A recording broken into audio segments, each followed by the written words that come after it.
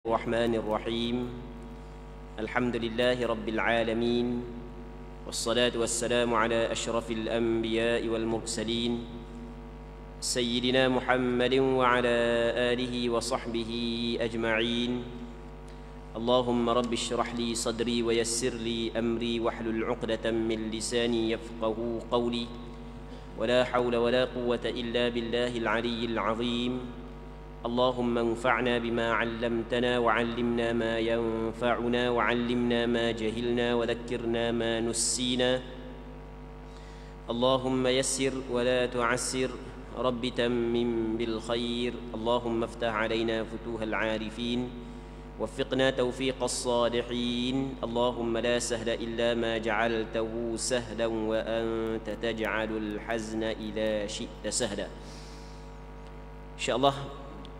Kita sambung balik pengajian kitab Bulughul Maram yang berkait dengan hadis, kitab yang membincangkan tentang hadis yang berkait dengan hukum hakam yang dikarang oleh seorang ulama hadis yang terkenal, yaitu Al-Imam Al-Hafiz Ibn Hajar Al-Asqalani rahimahullahu ta'ala wa nafa'ana Allahu bi'ulumihi fid darain amin. Kita masih lagi di dalam bab sembahyang orang yang bermusafir. Katanya, wa an Aisyah radhiyallahu anha anna an-nabiy sallallahu alaihi wasallam kana yaqsuru fi as-safari wa yutim wa yasumu wa yuftir rawahu ad-Daraqutni wa ruwatuhu thiqat illa annahu ma'lul wal mahfuz an Aisyah min fi'liha wa qalat innahu la yashqu alai akhrajahu al-Baihaqi. Daripada Aisyah radhiyallahu anha bahawasanya Nabi sallallahu alaihi wasallam apabila dalam perjalanan, dalam bermusafir, kadangkala mengqasarkan salatnya dan kadangkala menyempurnakannya, kadangkala berpuasa dan kadangkala berbuka. Hadis riwayat Imam Ad-Daraqutni. Semua perawinya adalah thiqah, namun sanadnya lemah, sebab yang dihafal daripada Aisyah radhiyallahu taala anha, hal ini termasuk dalam perbuatan Aisyah, kerana menurut hadis yang diketengahkan oleh Baihaqi ternyata disebutkan di penghujungnya bahawa Aisyah radhiyallahu anha mengatakan sesungguhnya cara ini tidak memberatkan saya. Muslimin muslimat yang dirahmati oleh Allah Subhanahu wa taala, Al-Imam Al-Hafiz Ibn Hajar Al-Asqalani dia mendatangkan satu hadis yang mana hadis ni diriwayat daripada Aisyah, dikeluarkan oleh Imam Ad-Daraqutni dalam kitab Imam Ad-Daraqutni, yang mana perawi-perawi hadis ni semuanya adalah perawi yang bersifat dengan thiqah, boleh dipercayai.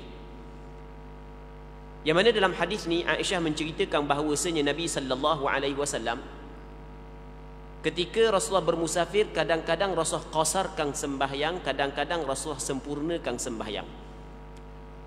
Dan pada minggu lepas kita cerita dah apa makna qasrus salah, apa yang dimaksudkan dengan qasar sembahyang. Qasar sembahyang adalah sembahyang 4 buat 2. Dan kita cerita pada minggu lepas bahawasanya qasar lain daripada jamak. Kita jangan campur ikut aduk, ikut dang sekali.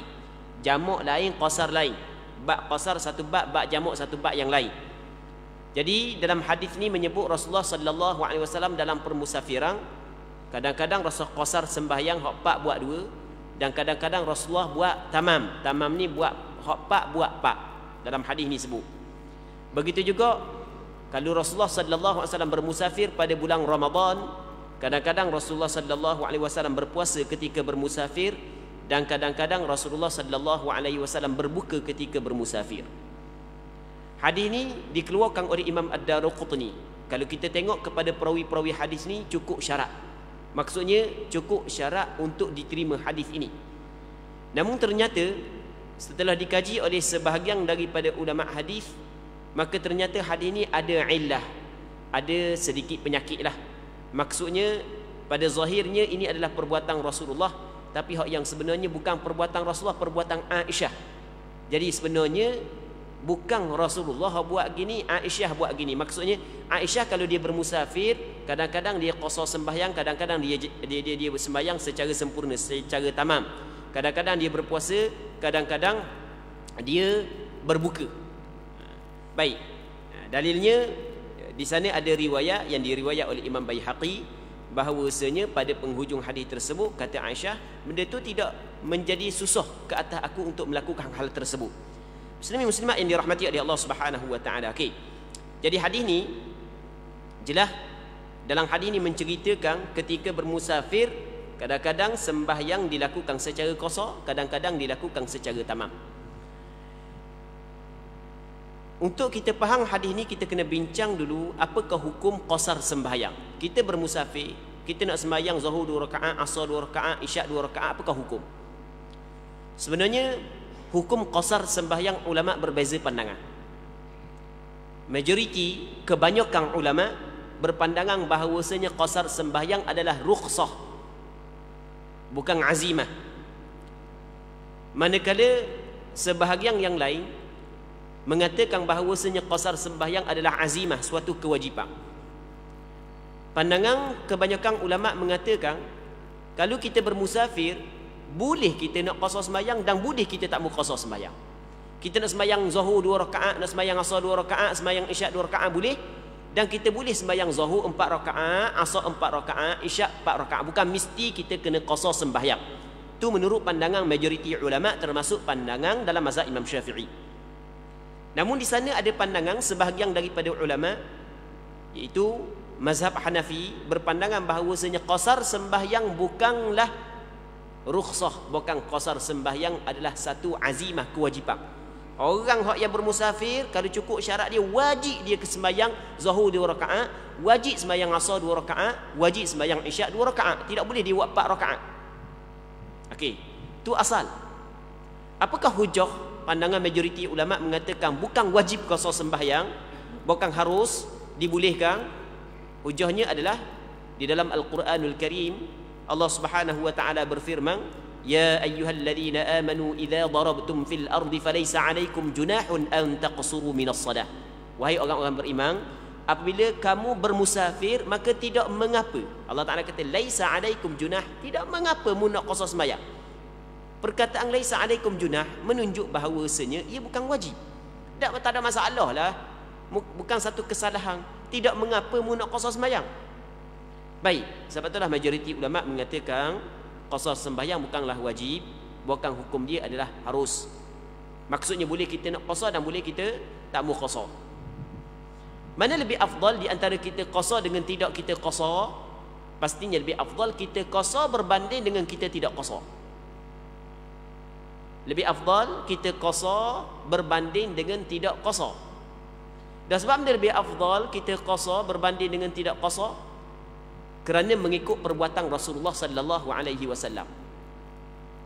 Kerana di dalam hadis yang sahih tidak pernah pun disebut, dalam hadis yang sahih yang disepakati kesahihannya, tidak pernah pun disebut Rasulullah sallallahu alaihi wasallam sembahyang secara tamam ketika Rasulullah bermusafir. Oleh kerana ia dilakukan, sentiasa dilakukan oleh Rasulullah begitu, maka lebih afdal kita buat sebagaimana yang Rasulullah sallallahu alaihi wasallam buat. Dan kalau kita nak buat sebalik, boleh ke tak? Boleh, tak ada masalah.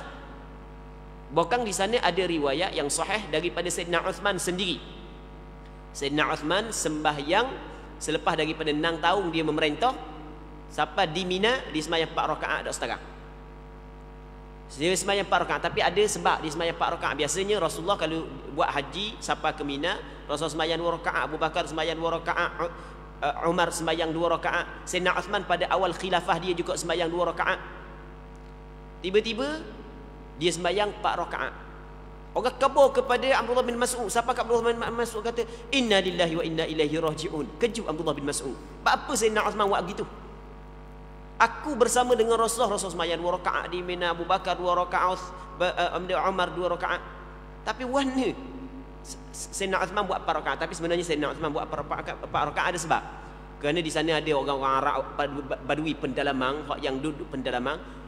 Dia mari sekali, tiba-tiba sembahyang 2 rakaat. Dia ni jauh pula daripada dia tidak bukan orang yang berpelajaran mana, takut dia duk kata sembahyang zuhur 2 rakaat, asar 2 rakaat, jadi dia kekal melakukan hal tersebut walaupun di balik kapur. Maka Sayyidina Uthman dia buat 4 rakaat, lepas tu dia khabar, dia khutbah, dia cerita. Maksudnya ada sebab lah dia buat lagu tu. Jadi Sayyidina Uthman ketika dia bermusafir dia buat 2 rakaat. Begitu juga Aisyah radhiyallahu taala anha dalam hadis yang sahih daripada beliau bahawasanya dia dalam bermusafir kadang-kadang dia buat 4 rakaat. Muslimin muslimat yang dirahmati oleh Allah Subhanahu wa taala. Jadi hukum qasar sembahyang menurut pandangan majoriti ulama adalah harus, bukanlah wajib. Namun yang paling afdalnya adalah kita qasar sembahyang berbanding dengan kita buat sembahyang secara tamam, kerana nak mengikut perbuatan Nabi sallallahu alaihi wasallam. Yang keduanya adalah kerana nak keluar daripada khilaf, kerana di sana ada pandangan sebahagian daripada ulama mengatakan wajib. Apabila ada pandangan yang mengatakan wajib, untuk meraihkan khilaf, maka afdal kita buat secara qasar.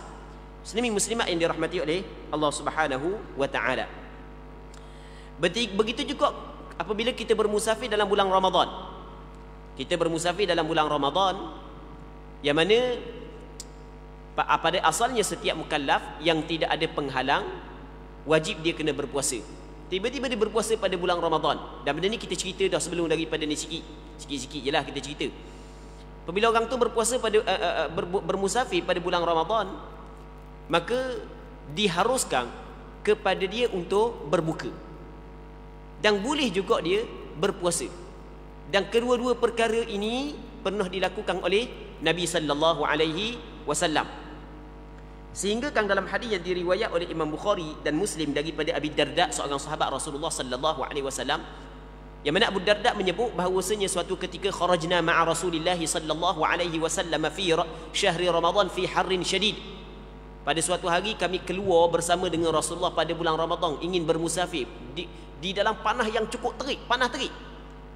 Hatta in kana ahaduna la yad'u yadahu ala ra'sihi min shiddatil har. Sehingga kan seorang di kalangan kami ni meletakkan tangannya di atas kepalanya kerana bersangatan panah. Kata Abu Darda, wa ma fina sha'imun illa Rasulullah sallallahu alaihi wasallam wa Abdullah bin Rawaha. Dan tidak ada di kalangan kami melainkan orang yang berpuasa. Tidak ada di kalangan kami orang yang berpuasa melainkan Rasulullah dengan Abdullah bin Rawaha. Orang lain buka belaka. Jadi maksudnya walaupun ketika bermusafir panah terik, tetap Rasulullah sallallahu alaihi wasallam berpuasa. Okey, hadis ni Rasul berpuasa ketika Rasulullah bermusafir. Dalam hadis yang lain yang diriwayat oleh Imam Muslim dalam kitab sahihnya daripada Jabir bin Abdullah radhiyallahu anhuma, yang mana kata Jabir, Rasulullah sallallahu alaihi wasallam keluar pada tahun penaklukan kota Mekah pada bulan Ramadan. Masa ketika Rasul keluar, Rasul berpuasa sehingga Rasul sampai kepada satu tempat nama dia Qura' al-Ghamim, nama satu tempat. Ketika tu semua manusia berpuasa, sahabat-sahabat Rasulullah berpuasa. Kemudian Rasulullah sallallahu alaihi wasallam meminta semangkuk air, Rasul angkat tinggi sehingga manusia nampak Rasulullah pegang air. Tengok Rasulullah sallallahu alaihi wasallam minum. Lepas tu kemudian Rasulullah sallallahu alaihi wasallam minum. Maksudnya Rasulullah sallallahu alaihi wasallam berbuka puasa. Rasulullah sallallahu alaihi wasallam berbuka puasa pada permusafiran tersebut. Sebab itulah kata ulama, ketika kita bermusafir boleh kita berpuasa dan boleh kita berbuka apabila cukup syarat-syarat dia. Mana yang lebih afdal, kita berbuka ataupun kita berpuasa ketika kita bermusafir? Kena tengok. Tengok lagu mana lebih mudah untuk kita. Kalau mudah je, kalau kita puasa tak ada masalah, sebab bermusafir zaman kita ni duduk dalam rumah hekong, naik kereta hekong sampai tempat pun hekong juga, tak rasa benda. Sebagai contoh, mudah je puasa, tak ada susah pun, maka lebih afdal kita berpuasa berbanding dengan kita berbuka. Tetapi kalau sekiranya susah kalau kita berpuasa, letih kalau kita berpuasa, sedangkan kita bermusafir, maka lebih afdal kita berbuka berbanding dengan kita berpuasa. Bahkan kadang-kadang wajib berbuka kalau sekiranya kita berpuasa menyebabkan akan berlaku kemudaratan di atas diri kita, maka ketika itu wajib kita berbuka. Muslimin muslimat yang dirahmati oleh Allah Subhanahu wa taala. Seterusnya kata dia, wa ani bani Umar radhiyallahu anhuma qala Rasulullah sallallahu alaihi wasallam, inna Allah yuhibbu an tu'ta rukhasahu inna Allah yuhibbu an tu'ta rukhasuhu kama yakrahu an tu'ta ma'siyatu. rawahu Ahmad wa sahhahu Ibnu Khuzaimah wa Ibnu Hibban wa fi riwayatin kama yuhibbu an tu'ta azaimu. Maksudnya daripada Abdullah bin Umar bin Al-Khattab radhiyallahu anhuma katanya, telah bersabda oleh Rasulullah sallallahu alaihi wasallam, sesungguhnya Allah Taala suka bila keringanannya, keringanan maksudnya rukhsah, kelonggaran, keizinan dikerjakan, sebagaimana dia tidak suka bila kederhakaan, bila maksiat terhadapnya dilakukan. Allah Ta'ala suka apabila Allah Ta'ala bagi kelonggaran, kita ambil kelonggaran tersebut. Di antara kelonggaran bagi orang yang bermusafir adalah sembahyang zuhur 2 rakaat, asar 2 rakaat, isyak 2 rakaat. Kita ambil kelonggaran tersebut, itulah hak yang disukai oleh Allah Subhanahu wa Ta'ala. Jadi jangan kita rasa macam dak sempurna je sembahyang zuhur 2 rakaat. Jangan kita rasa gitu. Bahkan orang yang mengambil kelonggaran yang diberi oleh Allah Subhanahu wa Ta'ala, hak itulah hak yang Allah Subhanahu wa Ta'ala suka. Sebagaimana Allah Ta'ala tidak suka dilakukan maksiat kepada Allah Subhanahu wa Ta'ala. Jadi Allah Ta'ala tidak suka orang melakukan maksiat. Begitu juga Allah Subhanahu wa Ta'ala suka orang mengambil apa yang diizinkan oleh Allah Subhanahu wa Ta'ala. Muslimin muslimat yang dirahmati oleh Allah Subhanahu wa Ta'ala, sebahagian daripada ulama menjadikan hadis ini sebagai dalil bahawasanya sembahyang sembahyang qasar hukum dia adalah wajib. Menurut riwayat yang lain, sebagaimana disuka apabila ketetapannya dikerjakan, sebagaimana Allah Ta'ala suka apa yang diwajibkan oleh Allah kepada kita, kita buat. Begitu juga Allah Ta'ala suka kita buat apa yang diringankan untuk kita. Seterusnya, wa an Anas radhiyallahu anhu qala kana Rasulullah sallallahu alaihi wasallam idza kharaja masirata 3 amyal aw farasikh shalla rak'atain, rawahu Muslim. Daripada Sayyidina Anas bin Malik radhiyallahu taala anhu telah mengatakan bahawa dulu Rasulullah sallallahu alaihi wasallam apabila keluar sejauh perjalanan 3 batu atau 3 farsakh, Rasulullah sallallahu alaihi wasallam melakukan solat sebanyak 2 rakaat. Hadis riwayat Imam Muslim dalam kitab sahihnya. Dalam hadis ini Sayyidina Anas bin Malik menceritakan bahawasanya Rasulullah apabila dia keluar daripada Madinah, perjalanan 3 batu. Dia 3 batu ni, dia satu batu lebih kurang dalam 1.6 km, lebih kurang. Ada kata 1.7, lebih kurang dalam 1.6 km. Jadi kalau 3 batu ni lebih kurang dalam hampir 5 km dah, lebih kurang gitulah, 5 km. Jadi Rasulullah apabila keluar daripada Madinah lebih kurang 5 km, maka Rasulullah sallallahu alaihi wasallam sembahyang secara qasar iaitu 2 rakaat. Cuma di sana perawi maksudnya perawi ni orang yang meriwayatkan hadis ini syok. Anas bin Malik kabur 3 batu ke 3 farsakh. Di farsakh lain sikit, dia jauh sikit farsakh. 1 farsakh menyamai 3 batu. Kena matematik sikit 1 farsakh 3 batu. Kalau 3 farsakh bermakna 3 kali 3 9 gitu kan, 9 batu. Lepas tu kilometer kena kira sendiri lah, kali sendiri lah. Jadi pendek kata, Rasulullah kalau dia bermusafir, dia tidak melakukan qasar sembahyang ketika dia berada di Madinah. Bukan dia melakukan qasar sembahyang apabila dia keluar daripada Madinah. Maka itu kena faham. Baik, daripada hadis ini kita faham bahawasanya orang yang ingin bermusafir tidak lagi dihukumkan dia bermusafir, maka tidak boleh dia qasar. Jadi aku ni nak pergi Kuala Lumpur jadi pakai siap sembahyang qasar rumah dulu tak boleh. Hak tu salah, hak tu tak betul. Tu kena ingat tu. Allah Ta'ala kabarkan dalam Quran, wa idza darabtum fil ardi falaysa alaikum junahun an taqsuru minas salah. Apabila kamu bermusafir, maka tidak mengapa mengqasar sembahyang. Qasar sembahyang diharuskan ketika seorang tu orang yang bermusafir. Tidak dinamakan seorang tu seorang yang bermusafir, melainkan apabila dia melangkah keluar daripada kampung dia, melangkah keluar daripada rumah dia, masih lagi belum dinamakan dia orang bermusafir. Kita melakukan qasar sembahyang sebab benda? Sebab kita bermusafir. Bila kau dikatakan kita orang bermusafir? Ketika kita melangkah keluar daripada kampung kita. Selama mana kita tidak melangkah keluar daripada kampung kita, selama itu tidak dinamakan sebagai kita orang bermusafir. Tiba-tiba dia pergi sembahyang qasar. Ni ada dilakukan oleh sebahagian masyarakat kita. Ni adalah satu kesilapan yang perlu diperbetulkan dan diperbaiki. Hujah mudah je. Dah mengqasar sembahyang sebab dia. Sebab aku musafir ya. Dan mu dah keluar daripada kampung, musafir bila? Okey, nampak tak? Nampak dah bercanggah tu? Oh, kita boleh kosong sembahyang kerana dia? Kerana bermusafir. Dah bila kau dikatakan kita bermusafir? Apabila kita melangkah keluar daripada kampung. Selama mana kita berada di kampung kita, kita tidak dinamakan orang bermusafir. Dinamakan kita sebagai orang yang bermukim. Orang yang berada pada, kita dinamakan sebagai hadir. Orang yang berada di kampung. Maka macam mana kita orang yang berada di kampung tiba-tiba kita mengambil hak orang yang bermusafir? Tu kita kena faham. Dan Ama tekan banyak kali ni sebab ada orang kita, ada sebahagian, bukan semua, orang belajar tak lah, sebahagian dah kita nak musafir ni payah nak berhenti tengah jalan orang puang pula payah kat lagi kalau berhenti kena bagi tudung pula. Jadi lambat pula bagi tudung. Jadi kita sembahyang duduk rumah, lepas tu pakai tudung. Pakai tudung, ada cara dah ke tudung kat lagi. Jadi pakai sembahyang rumah. Dah sembahyang berapa rakaat? Sembahyang 2 rakaat. Dah apa mu sembahyang 2 rakaat? Sebab aku nak musafir. Dan mu nak musafir, mu musafir ke tak lagi? Tak lagi. Mu tahu tak qasar sembahyang untuk orang musafir? Mu tidak bermusafir, tidak boleh lagi mu qasar sembahyang. Muslimin muslimat yang dirahmati oleh Allah Subhanahu wa taala. Dalilnya hadis ni. Dan di antara dalil lagi adalah hadis yang diriwayat daripada Anas bin Malik yang dikeluarkan oleh Imam Bukhari dan Muslim. Tengok, Anas bin Malik menceritakan suatu hadis. Kata Anas bin Malik, "Sallaitu ma'a Rasulillah sallallahu alaihi wasallam adh-dhuhra bil Madinati arba'an wa sallaitu ma'ahu al-'asra bidhil Hulaifah rak'atain." Hadis dikeluarkan oleh Imam Bukhari dan Muslim. Kata Anas bin Malik, aku sembahyang zuhur bersama dengan Rasulullah di Madinah sebanyak 4 rakaat. Rasul nak musafir. Rasul nak musafir. Tapi Rasul tidak lagi bermusafir. Apabila masuk waktu zuhur, Rasul tak musafir lagi. Tapi Rasul nak bermusafir. Rasul sembahyang zuhur di Madinah sebanyak berapa rakaat? 4 rakaat.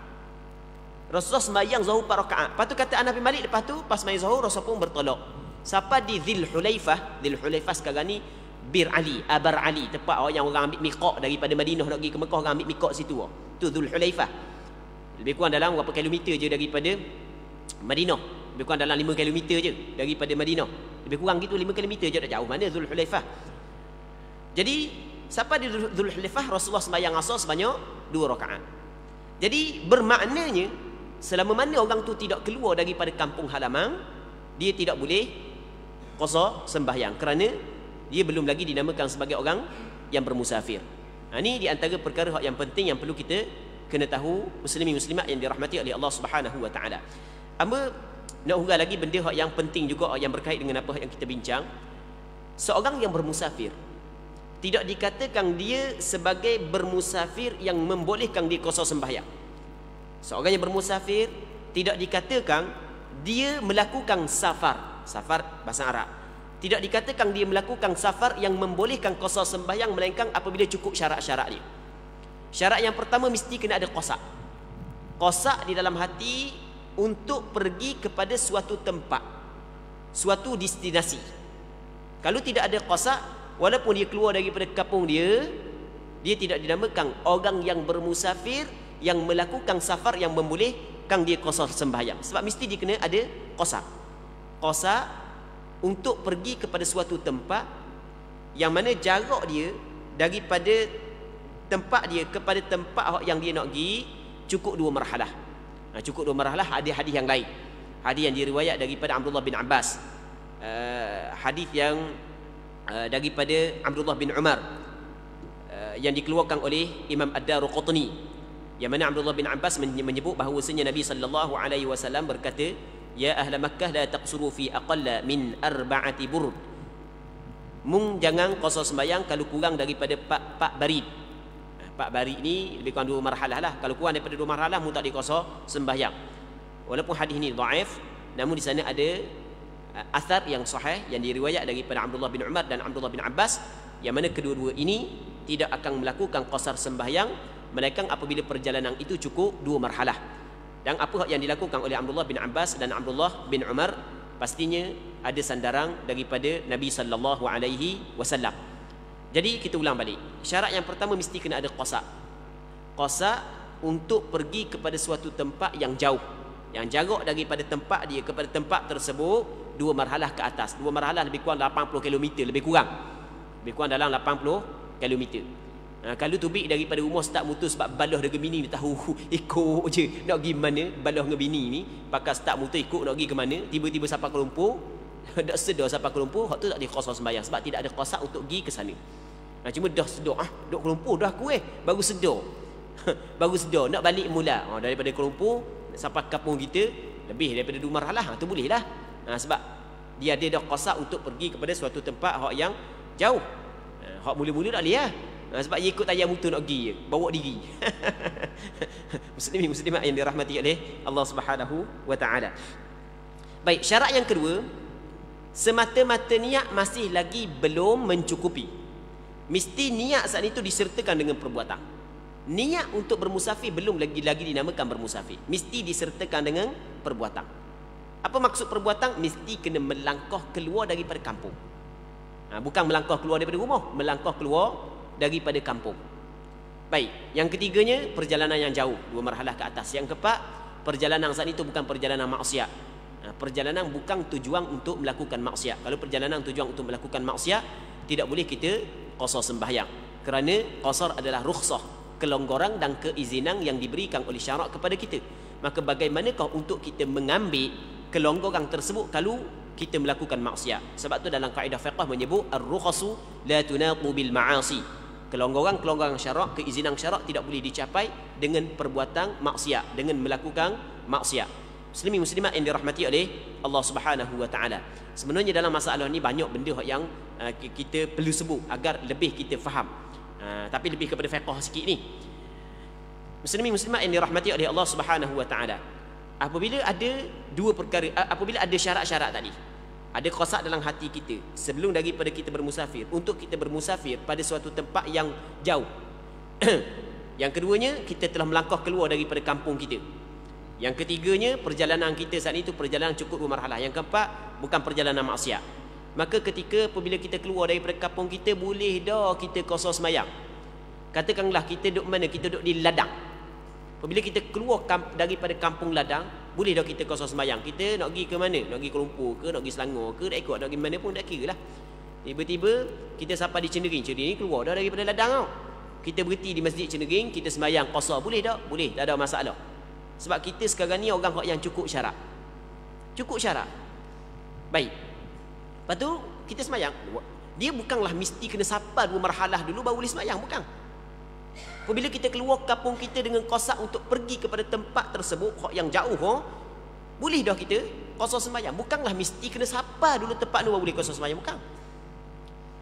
Jadi sapa Cendering walaupun berapa kilometer je daripada ladang ke Cendering, boleh dah kita qasar sembahyang. Tiba-tiba sapa ke Dengung, dah adang nak sapa 2 marhalah, bini telefon suruh balik mula. Jadi terpaksa lah kena balik mula. Menteri Ekonomi dengan Menteri Pertahanan telefon suruh balik mula. Jadi kona mula balik. Siapa kapung? Siapa rumah adakah? Tak jadi nak pergi hari tu. Bini kata pergi minggu depan pula. Ni anak sakit lah, apa semua sekali macam-macam lah, gagang. Jadi adakah kita kena sembahyang semula ataupun memada dah sembahyang Zuhur tadi? Kata ulama, memada dah. Sebab masa kita buat saat itu cukup syarat. Cuma kalau kita nak sembahyang lagi lalu balik nak sembahyang tak boleh lah. Sebab apabila siapa Dengung daripada ladang ke Dengung dah cukup 2 marhalah kan? Ke cukup ambo tak tahu kau. Cukup ke tak kena kira diri lah. Kita buat contoh tempat dah cukup lah. Kita buat contoh memang kalau dah cukup di Marang dah cukup ah. Kita kata siapa Marang. Tu jelas dah cukup 2 marhalah. Siapa Marang bini suruh telefon balik mula. Bini telefon suruh balik mula. Kita pun balik. Tak, kita nak sembahyang ke Zuhur. Dalam perjalanan balik singgah dulu di Cendering nak sembahyang 2 rakaat. Tu tak boleh dah. Sebab putus dah safar kita, putus dah perjalanan kita dengan qasak kita nak balik semula, sedangkan daripada tempat qasak kepada tempat kampung kita saat ini tidak cukup 2 marhalah. Putus dah perjalanan kita. Kita tidak dinamakan orang bermusafir. Yang diizinkan oleh syarak untuk kita qasar sembahyang, maka tak boleh dah qasar sembahyang. Tapi kalau kita buat dah, maka selesai dah. Tak perlu kita buat semula. Muslimin muslimat yang dirahmati oleh Allah Subhanahu wa taala. Seterusnya kata dia wa anhu qala kharajna ma'a Rasulillah sallallahu alaihi wasallam min al-Madinah ila Makkah fakana yusalli rak'atayn hatta raja'na ila al-Madinah muttafaqun alaih wal lafdhu lil Bukhari.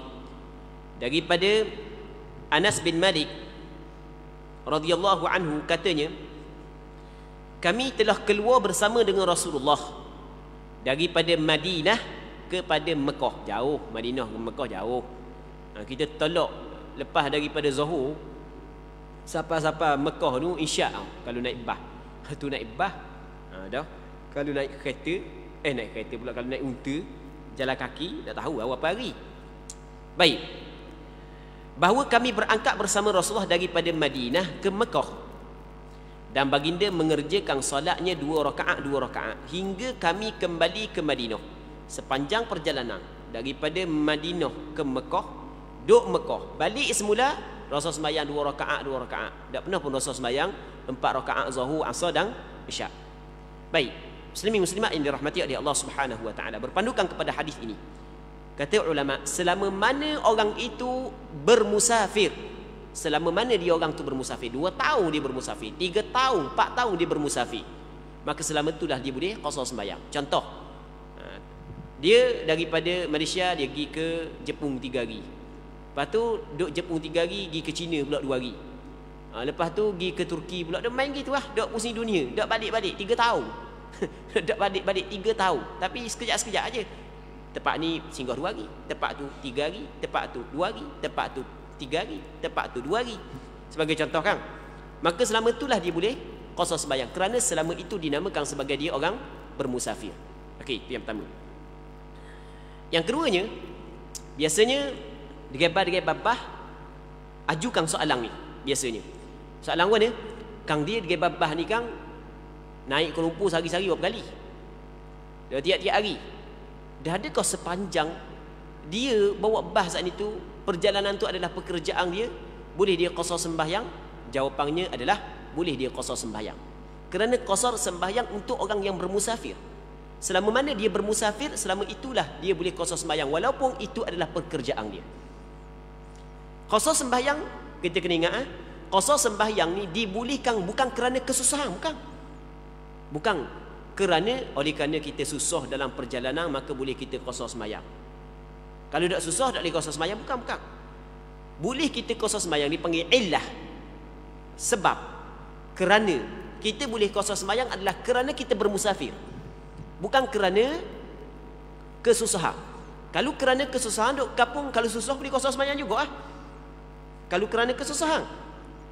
Dan kalau kita bermusafir tak susah. Lah ni mana susah duk musafir. Naik kereta mes ke, pakai turun daripada rumah sampai tempat kalau ada gerbang, dak letih sikit. Letih duk rumah lagi. Dah boleh dak qasar sembahyang, tak ada sedikit pun masyaqqah, kesusahan, tetap boleh. Sebab alasan boleh qasar sembahyang bukan kerana kesusahan, tapi kerana bermusafir. Apabila berlaku permusafiran yang diizinkan oleh syarak, cukup syarat-syarat dia, boleh kita qasar sembahyang walaupun tidak ada kesusahan dalam permusafiran tersebut. Muslimin muslimat yang dirahmati oleh Allah Subhanahu wa taala. Jadi apabila qasar sembahyang dikhususkan kepada orang bermusafir, maka kita kena belajar pula bab bilakah dikatakan kita ni terputus perjalanan kita bermusafir, bilakah dikatakan kita ni dak nama dah orang bermusafir. Waktu dibincang panjang lebar oleh ulama fiqh. Ulama fiqh menyebut bahawasanya orang bermusafir ni dikatakan dia bermusafir apabila dia niat untuk pergi kepada satu tempat yang jauh yang boleh qasar sembahyang, dan dia melangkah keluar daripada kampung dia, serta dia tidak berniat apabila sampai di tempat tersebut untuk berada di tempat tersebut 4 hari ke atas. Ini dalam mazhab Imam Syafi'i. Okey, hamba ringkaskan sebab kita takut dang nak selesai, panjang juga cerita ni, kita ringkaskan cerita. Jadi orang bermusafir apabila dia keluar daripada kampung dia, seorang apabila dia keluar kampung dia dinamakan dia orang bermusafir. Selama mana dia duduk kampung dia tidak dinamakan orang bermusafir. Kedua, apabila dia balik mula kampung dia dinamakan dia orang bermukim, bukan lagi orang bermusafir. 2, 3. Yang keempat, apabila dia berniat untuk berada di suatu tempat, dia nak pergi di Shah Alam sebagai contoh, dia nak pergi di Dengkil sebagai contoh, contoh je lah, Nilai sebagai contoh, yang mana kosak dia untuk berada di sana selama 4 hari tanpa dikira hari sampai dan hari keluar. Hari sampai kalau campur dengan hari keluar jadi 6 hari lah. Kosak nak duduk di sana selama 4 hari apabila sampai saja di tempat tersebut, putus safar dia. Dia tidak lagi dinamakan orang bermusafir. Tidak lagi dinamakan orang bermusafir. Maksudnya, sampai sana tidak boleh dah dia qasar sembahyang. Ini masih lagi ada orang yang tidak faham dalam masalah ni. Dia duduk sana tu, walaupun qasar nak duduk 10 hari, tetap dia buat qasar sembahyang dalam tempoh 4 hari. Duduk 4 hari, dia buat qasar. Cukup 4 hari baru dia buat qasar. Itu tidak dibolehkan. Okey, sekali lagi ya. Sekarang ni kita, apabila kita keluar daripada kampung kita, kita ada destinasi yang kita nak tuju. Masa kita keluar daripada kampung kita, kita ada qasar untuk pergi di sana. Ada mungkin 3 kemungkinan. Kemungkinan yang pertama, kita qasar untuk berada di sana 4 hari ke atas. Yang pertama. Yang keduanya, kita qasar untuk berada di sana kurang daripada 4 hari. Yang ketiganya, tak ada qasar benda, nak pergi situ je. Hukum dia berbeza. Kalau qasar untuk berada di sana 4 hari ke atas, siapa je tempat tu, dinamakan kita sebagai orang bermukim, tidak boleh lagi kita berqasar sembahyang. Hanya boleh kita qasar sembahyang sepanjang perjalanan itu sahaja. Sepanjang perjalanan boleh. Siapa je tempat tu tak boleh dah. Okey, yang pertama. Yang keduanya, kalau kita niat untuk berada di tempat tersebut kurang daripada 4 hari. 4 hari setengah ke, 3 hari, 4 hari setengah pula, 3 hari setengah ke, kurang daripada 4 hari, tak kira lah. Kurang daripada 4 hari, 3 hari setengah ke, 3 hari, 2 hari setengah ke, 2 hari, sehari ke, nak duduk sana, tak sampai sehari ke, maka apabila kita sampai tempat tu, masih lagi dinamakan kita sebagai orang bermusafir, dan masih lagi kita boleh qasar sembahyang ketika kita berada di tempat tersebut. 2. Yang ketiga, dia tak ada niat ambil berapa hari, tak ada. Tak tahu apa hari aku nak duduk situ. Tak ada qasar ambil berapa hari, tak tahu. Maka kata ulama, kalau dia tidak niat berapa hari dia duduk di situ, siapa di tempat tersebut, putus safar dia. Sebab dia tidak niat untuk kurang daripada 4 hari. Putus safar dia, tidak boleh dia qasar sembahyang. Ini menurut pandangan mazhab Imam Syafi'i. Pandangan mazhab Imam Syafi'i menentukan orang yang berada di satu tempat 4 hari ke atas dinamakan sebagai orang bermukim kerana bersandarkan kepada satu hadis yang sahih, yang mana disebut dalam hadis tersebut, Rasulullah sallallahu alaihi wasallam menyebut yuqimul muhajiru ba'da qada'i nusukihi thalatha.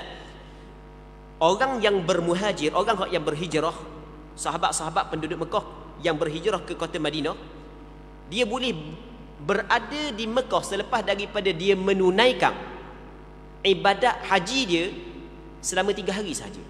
Rasul memberi keizinan kepada sahabat dia hak yang asal penduduk Madinah, lepas tu berpindah ke Mekah, asal penduduk Mekah berpindah ke Madinah, mari pula ke Mekah untuk mengerjakan ibadat haji. Selepas daripada menunaikan ibadat hajinya, Rasul izinkan dia duduk selama 3 hari sahaja.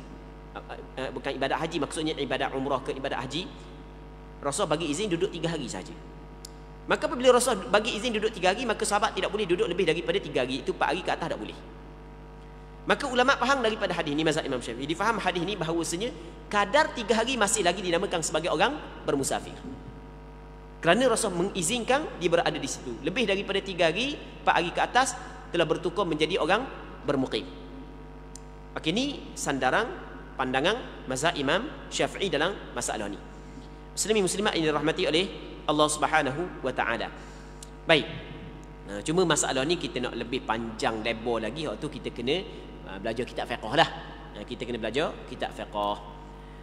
Seterusnya katanya, wa an ibn Abbas radhiyallahu anhuma qala aqama an-nabiy sallallahu alaihi wasallam 19 yaqsur wa fi lafdhin bi Makkah 19 yawman rawahu al-Bukhari wa fi riwayat li Abi Dawud 17 wa fi ukhra 15. Disebutkan daripada Abdullah bin Abbas radhiyallahu anhuma telah menceritakan bahawa Nabi sallallahu alaihi wasallam